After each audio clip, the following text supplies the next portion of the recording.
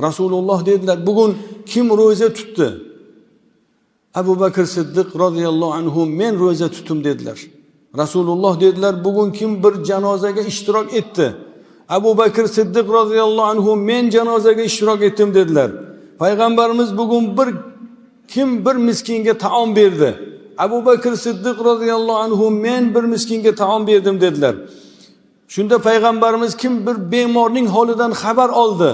Abu Bakr Siddiq radhiyallohu anhu men bemorning holidan xabar oldim dedilar.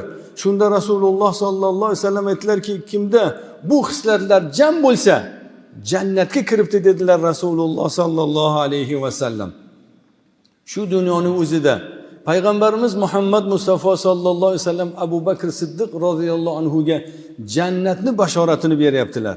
U kishi shu kun ro'za tutganlar va u kishi bir janozaga qatnashganlar va u kishi bir miskinga taom berganlar va u kishi yana bir bemorning holidan xabar olganlar. Bir kunda ushbu amallar jam bo'lsa, unga jannat vojib bo'ladi deb payg'ambarimiz Muhammad Mustafa sallallohu alayhi vasallam aytib o'tdilar.